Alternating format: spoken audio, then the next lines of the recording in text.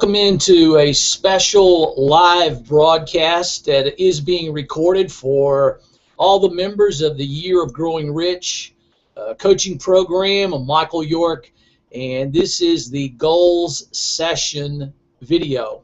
Why goals matter and how you can get the most from yours. So I'm excited to be with you guys. I would ask you to maybe get a pen, paper, notepad, something, and don't take notes about what I'm talking about on the broadcast, because you're going to be receiving a digital download, a special goals ebook, Uncommon Goals.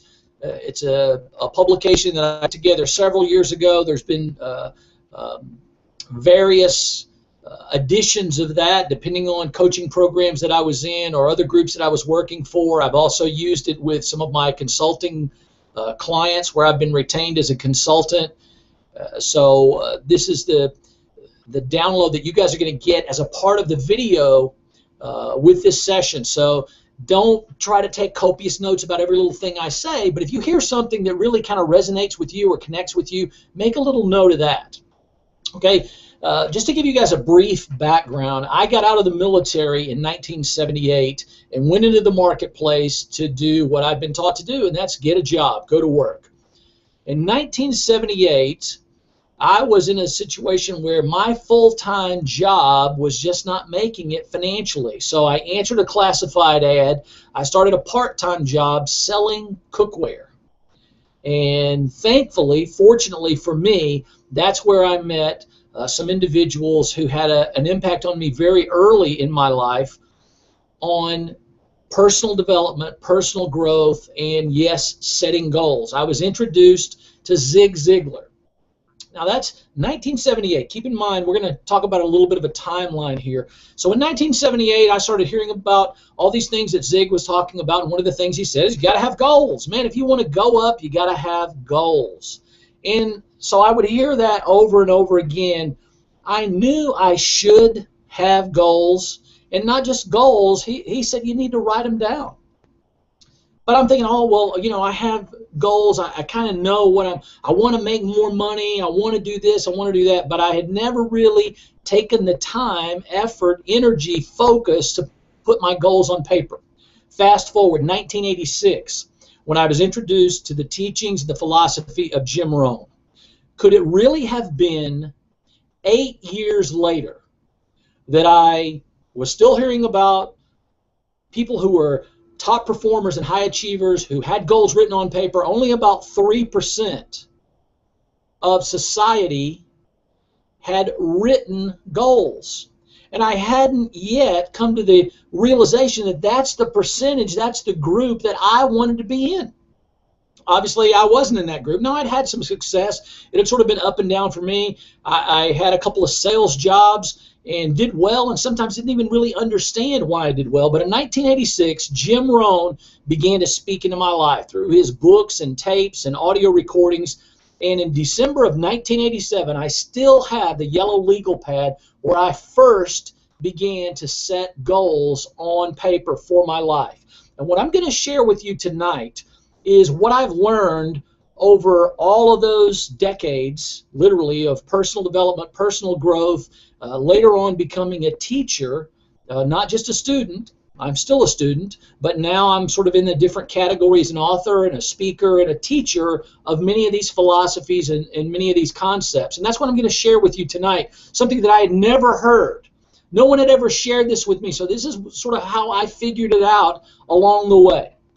So in 1986, when Mr. Rohn started saying basically the same thing that Zig had said to me 8 years earlier, but he was saying it a little different way. And that's what connected with me. Sometimes it's not the message, it's the messenger, and it's the time in your life that you're ready for that message. So in 1988, that really became my first year of growing rich with written goals on paper. So now, over 25 years later, I can witness to you guys here, as I do with live audiences, readers of my books, that goals absolutely matter. In the beginning of almost anything, it's going to require extra energy, extra effort on your part, on my part. It's easy to talk yourself out of it or delay action. Written goals and other things that became important in my life, like writing in journals. That doesn't seem like such a big deal. I remember when I first heard that, and Mr. Rome would talk about, people would say, oh, you know, I don't want to keep a diary. That's for girls. You know, guys don't keep diaries. He said it's not a diary. You don't have to write in it every day. It doesn't need to have a little key and a lock on the side. But something has happened in your life over the last year that's worth writing down. Man, that was it. That connected with me. When he put it like that, I had to agree with him. You know, at least one or two things that happened in my life that I wanted to remember. So writing in journals, so many things, like writing down your goals that seem small and insignificant at first, but turn into great treasures over time, over the years. And once you've been at it for 5 years or 25 years, then you can look back on that body of work and begin to more fully understand the power of that extra effort that you put in once upon a time. So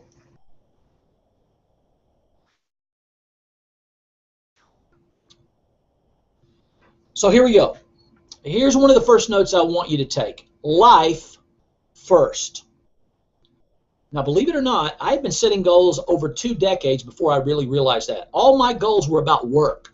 The first goal that I can ever remember having was back in the early 80s when someone handed me a piece of paper and had a number on it, and they said, this is your goal.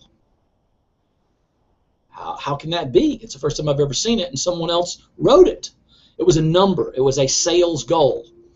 But later on, I realized that life comes first.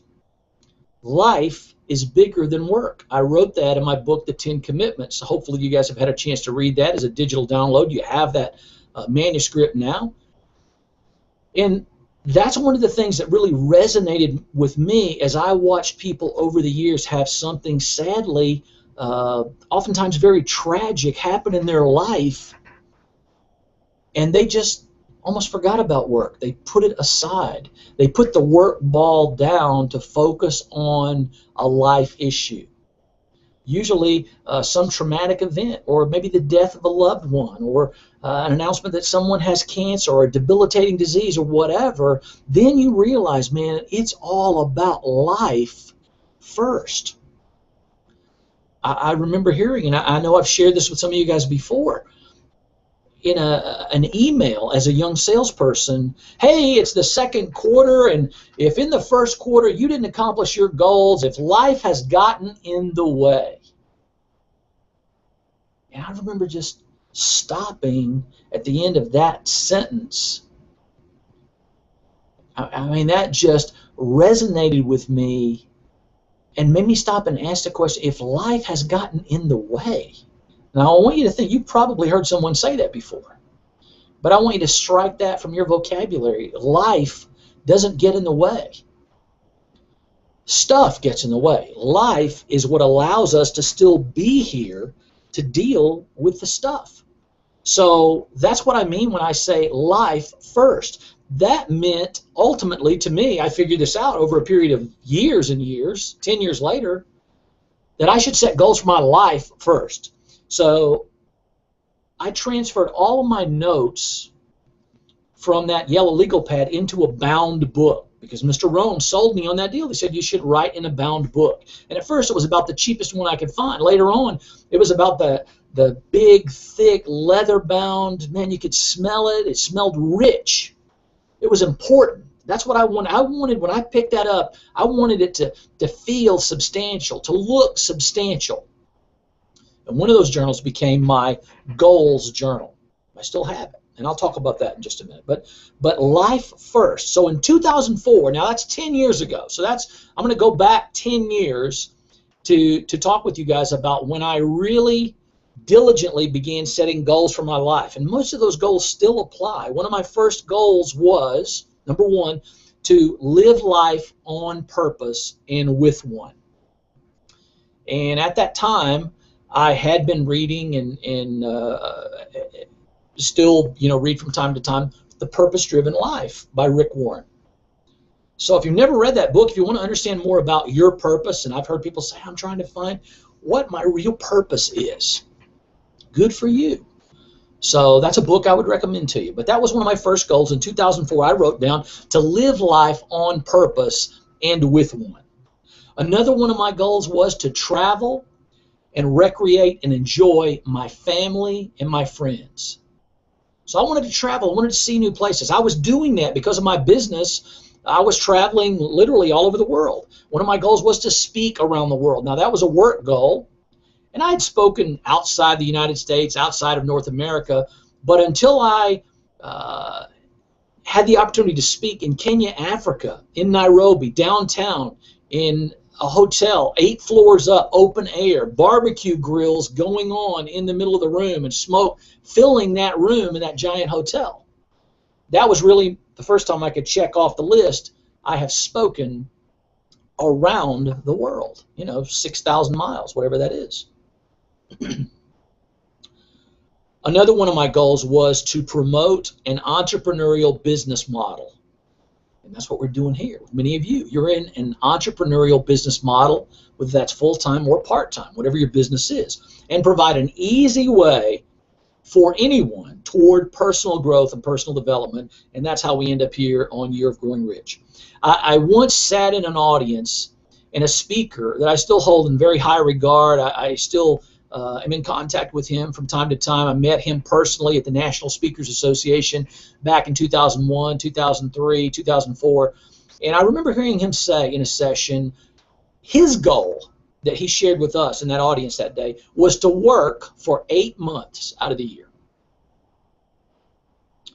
to travel and recreate 3 months out of the year. I thought, wow, that's so cool. And well, 8 and 3, that's only 11. What about the other month? And then he said, and to plan the next year for 1 month. So 8 months of work, 3 months of travel and recreation, and 1 month of planning to get the most from that next year. Mr. Rohn called that gathering up all that we've learned, all of our life experiences, and investing it into the next thing, into the next year. I just thought, man, that is so cool. I'd never heard anyone say that until Nito talked about that. Today, he is the president of a university here in North Carolina, High Point University. He's done amazing things there. He's still an amazing individual. He sits on many boards, and his story is fascinating. If you get a chance, Nito Cobain, with a Q, if you Google him, you can find out about his story. Came to this country not knowing a word of English, and he's one of the most successful people that I know as a person first, and then as a business person. So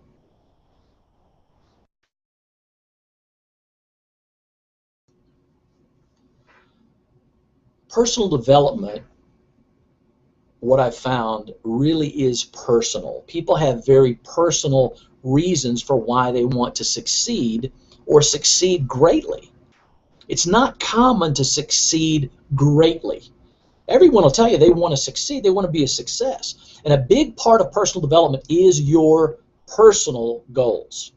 One of my favorite quotes is from Michelangelo. He said, the greatest danger in this life is not so much that we aim too high and miss, but that our aim is too low and we actually arrive there and just hang out for way too long.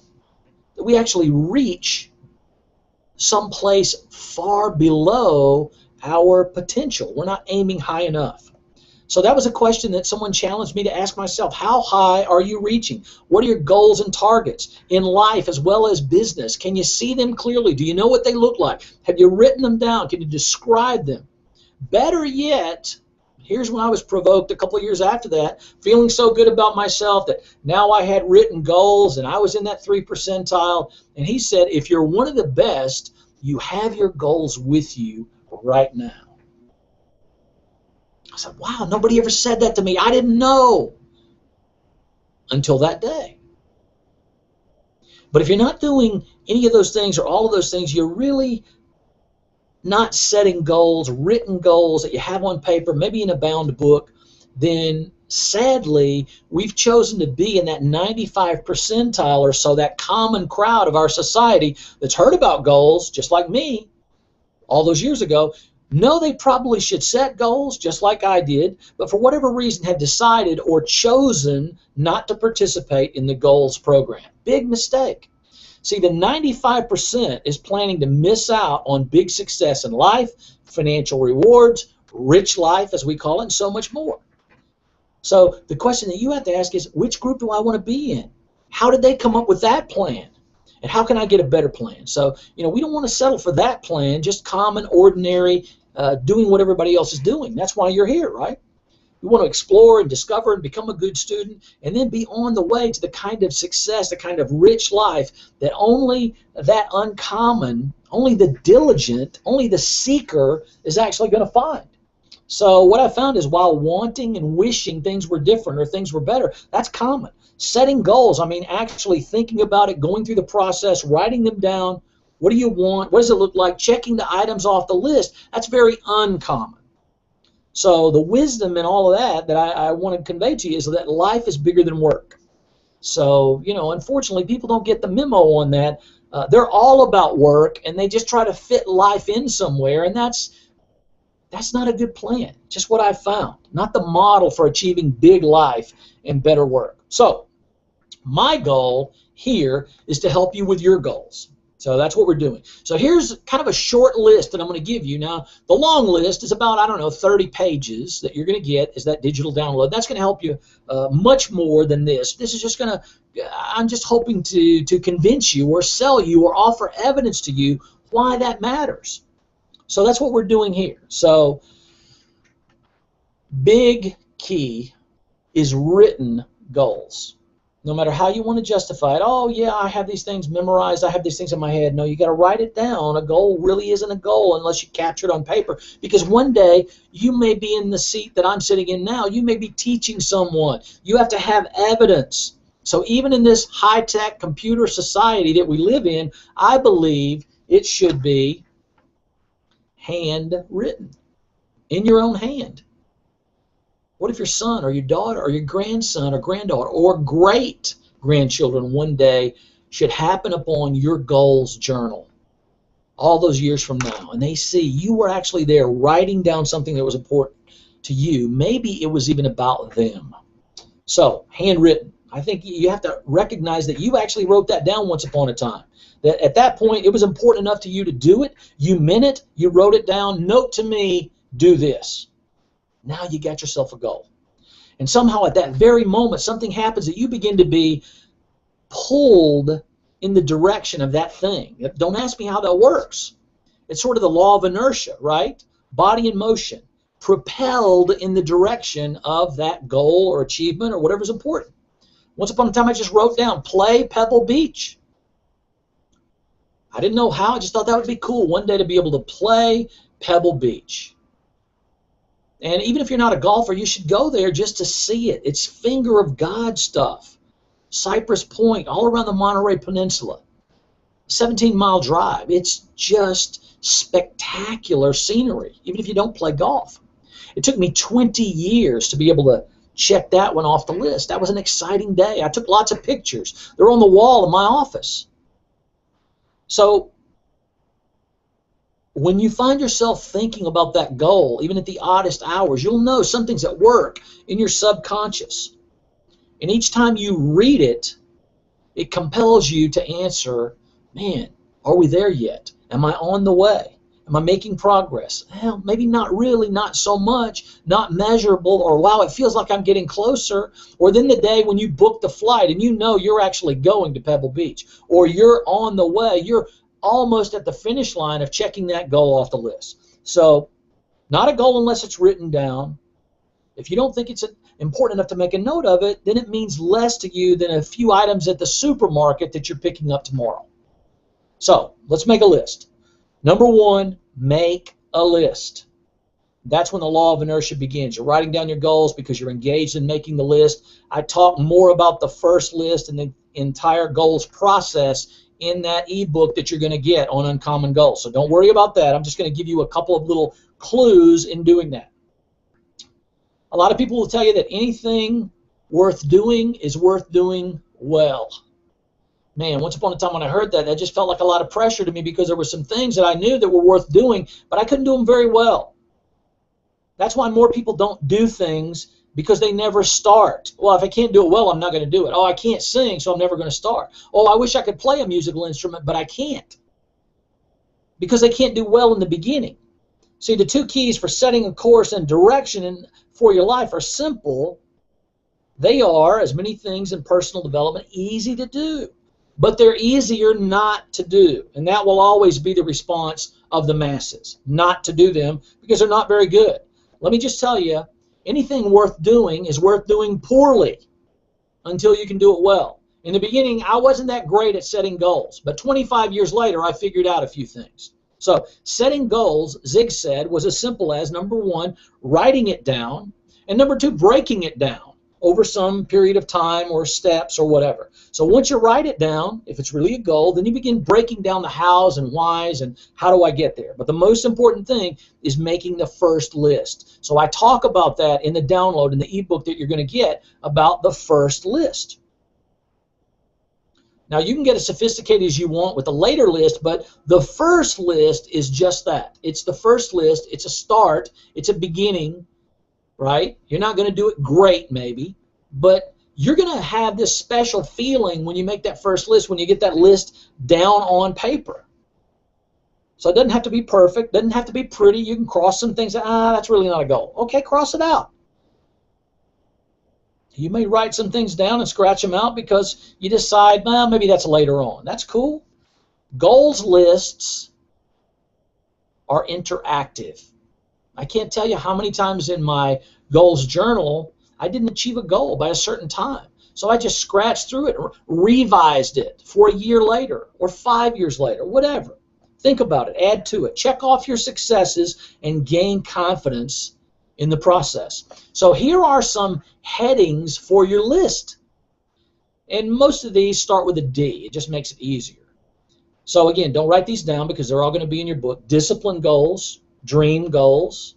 What's a dream you've always had? Maybe someplace you've always wanted to go. Destination goal, development goal, a desire goal, discovery goal, direction goal, dedication goal, inspirational goals. Maybe you want to inspire other people. That was a big part of it for me once upon a time.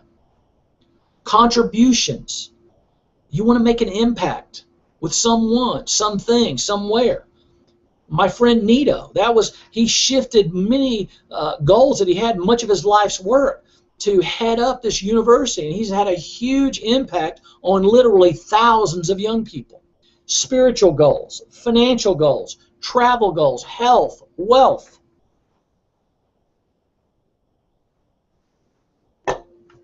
All those are headings that you can then make a list under. So you can see how it could be a long list. Number two, goals are personal. So if personal development's personal, goals are a big part of it. You have very personal reasons for wanting to become something or become something more than you are now. I know I did.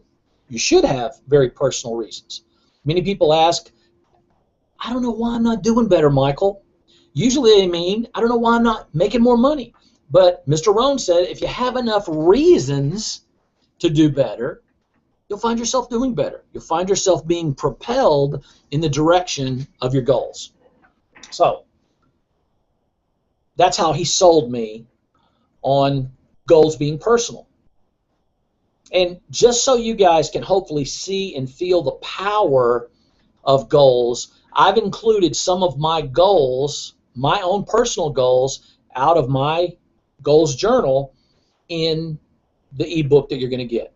Written by my own hand in a leather journal. I keep it in a special place in my library. And I'll just share a few of those with you from December of 1987. Earn $50,000. I got very specific with that number in 1988.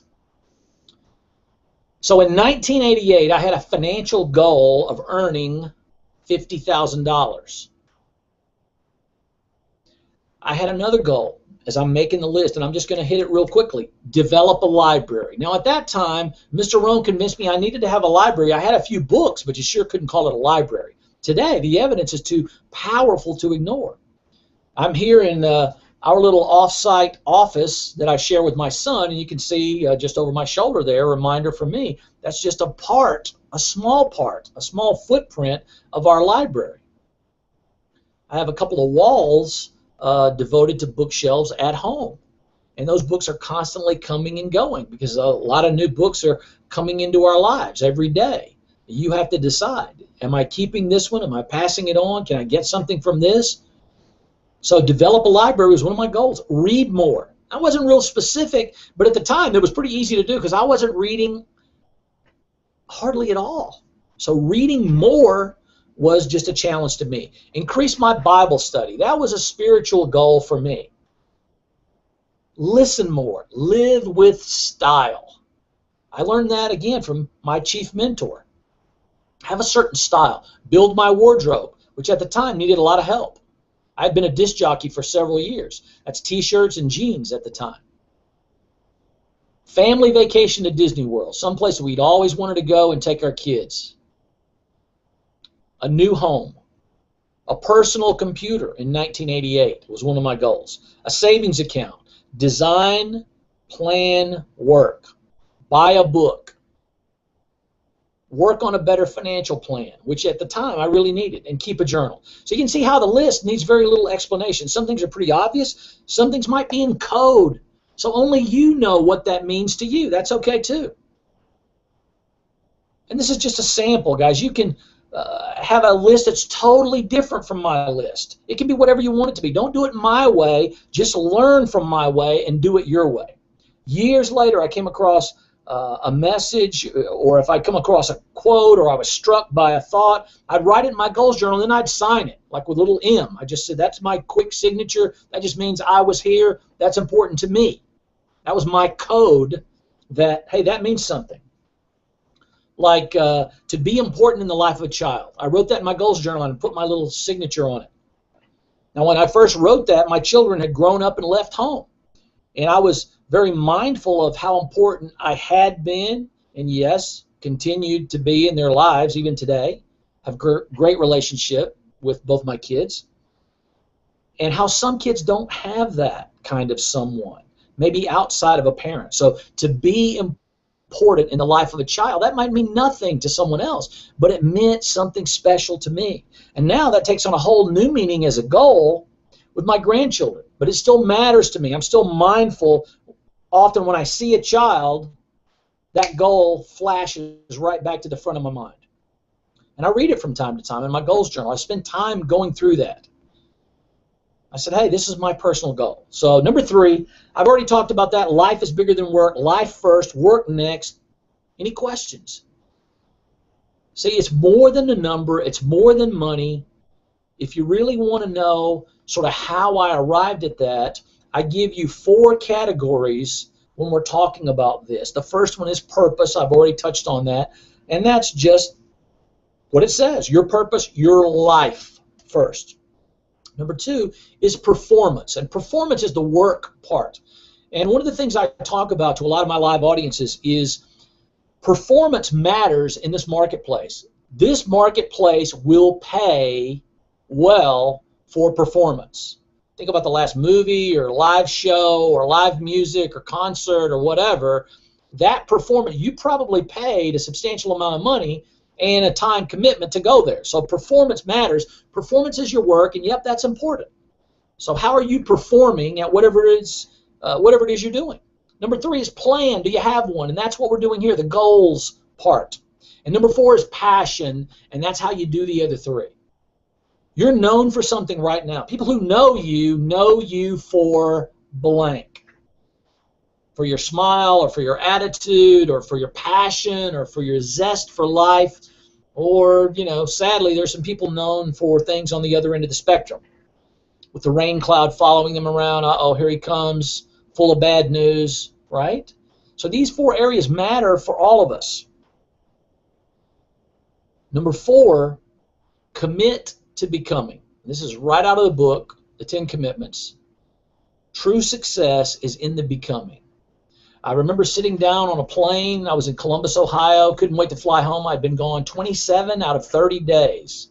It was a summertime, and I was thinking about getting back home, and I sort of slumped back in my seat, and right next to me was a lady and a child. And this child started out, "I want to be a rock star." Well, that's great, honey. "I want to be an artist." It was all these things that she wanted to be. And her mother looked over and said, "Well, honey, you can be anything you want to be." And yeah, that's probably true. People talk about, "I want to be this or that or the other thing." But sometimes what gets left out is the process, which is the becoming. So guys, when I talk about becoming, that's the process that allows students to become doctors and CEOs and business owners and parents. See, there's a becoming process to being a parent. Any parent will tell you that. You're not just born with all those skills. You have to learn them in the intervening years once that child shows up.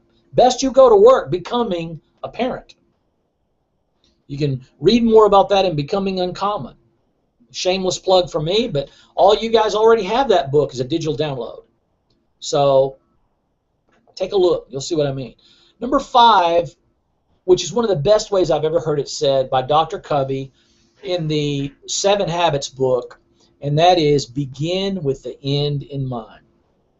So cool. Start any goal by envisioning what it might look like when you arrive there. You say it or you define what you want or where you'd like to end up, and that way you recognize it when you get there. Man, I already knew what Pebble Beach looked like when I got there. I'd seen it many times, and I still see it in my mind long after the time of actually being there is over. So it's the process, it is the journey, but it's also the culmination of that, how you felt, that feeling the wind in your face, the spray of the ocean, whatever that is for you. Begin with the end in mind, and then ask yourself, how long will it take? What steps am I prepared to take? What will I do to achieve that goal? Now, I write a number of columns, and I have for the last several years now. I've written, some of you know, for Network Marketing Magazine since 2007, almost, well, at least on a regular basis, if not every month. And I wrote a special report for them a few years ago, the 10 killers of network marketing. And number 8 was your positive attitude is leaking. See, a lot of people want to pretend they have a positive attitude. I love a quote that was attributed to Helen Keller, who said, "No pessimist ever discovered the secret of the stars or sailed to an uncharted land or opened a new doorway for the human spirit because they didn't believe it was possible." It's that negative is normal society that we live in. Bad news is common. The biggest challenge that I see for most individuals is being without inspiration, being uninspired, just trudging through life day after day. Sad, but true. Putting positive messages into your mental computer on a daily or regular basis is part of growing rich. It'll absolutely affect your success and the pursuit of it on a bigger scale. So mastering your thoughts. There's an ancient script that says, taking every thought into captivity. Man, that's challenging. Becoming a master of your thought and emotions. There's a passage that's helped me over and over again in this area. It comes from a book that I highly recommend by Og Mandino. It should be in your library. In fact, that passage is framed and hangs on my wall in my office. I'm going to share that with you. It's from a book called The Greatest Salesman in the World. Now, it's not a book you can judge by the cover or by the title. It's a great and inspiring story that's told around a series of messages. In this case, they're called scrolls. And here's a bit of one of those messages from my favorite scroll. If I feel depressed, I will sing. If I feel sad, I will laugh. If I feel ill, I will double my labor. If I feel fear, I will plunge ahead. If I feel poverty, I will think of wealth to come. If I feel incompetent, I will remember my past success. If I feel insignificant, I will remember my goals. Today, I will be master of my emotions. Man, do you get that feeling?